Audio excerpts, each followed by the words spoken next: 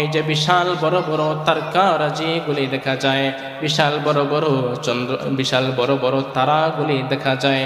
ওই তারকারাজিগুলি তারাগুলি ব্যঙ্গে চুরমার হয়ে একটা আরেকটার সাথে সংঘর্ষ লেগে যাবে। আল্লাহু আকবার। ওয়া ইযাল বিহারু ফুজ্জিরাত, আপনাদের এখান থেকে ৫-১০ কিলোমিটার গেলেই সমুদ্র আছে না নাই? সাগর আছে না নাই? ওই সাগরটা ওই সময় থাকবে না।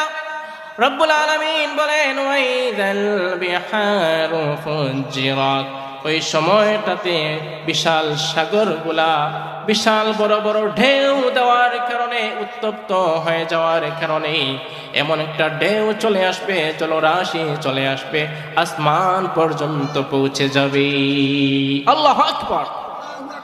এখন যখন আমরা সাগর পারে যাই, সমুদ্র পারে যাই, বিকেলবেলা যখন আপনি যাবেন, নীরব নিস্তব্ধ সময়, ওই সময়টাতে এক একটা সমুদ্রের হুঙ্কার আছে না নাই?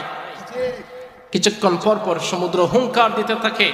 আপনি যখন অনেক দূরে দাঁড়াচ্ছেন, আপনার পায়ের পাতা পর্যন্ত ধুয়ে দিচ্ছে। সুবহানাল্লাহ পড়বেন না? আপনার পায়ের পাতা সমুদ্র ধুয়ে দেয় কিনা? পরিষ্কার করে দেয় কিনা? পরিষ্কার করে দেয়। যখন আরেকটু গভীরে যাবেন, তখন পরিষ্কার করে দিবে নাকি বাসায় নিয়ে যাবে? বাসায় নিয়ে যাবে।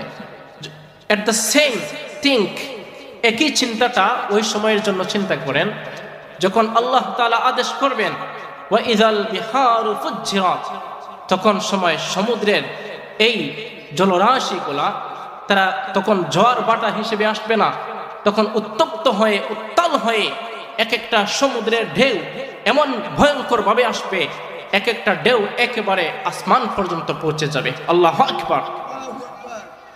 সম্মানিত ভাইয়েরা, ভয়ঙ্কর চিত্র হয়ে যাবে। ওই ভয়ঙ্কর চিত্র দেখার পরে মানুষগুলি চিন্তার মধ্যে পড়ে যাবে। মানুষগুলি আল্লাহকে ডেকে বলবে, ইয়াকুলুল ইনসানু ইয়াউমাইযিন আইনাল মাফার। মানুষগুলি আল্লাহকে বলবে, মানুষগুলি আল্লাহকে ডেকে ডেকে বলবে, মালিক, আমরা পালিয়ে যাব কোন দিকে? পালানোর রাস্তা কোথায়? ইয়াকুলুল ইনসান, মানুষগুলি ডেকে ডেকে বলবে, আইনাল মাফার, আমরা পালিয়ে যাব কোন দিকে? পালিয়ে যাওয়ার রাস্তা আছে নাকি? বলেন, পালিয়ে যাওয়ার রাস্তা আছে? কোন দিকে পালিয়ে যাবেন? যেদিকে যাইবেন সেদিকেই আমার আল্লাহর অস্তিত্ব, বিশালতা আছে না নাই? যেদিকে যাইবেন সেদিকে আমার আল্লাহর অস্তিত্ব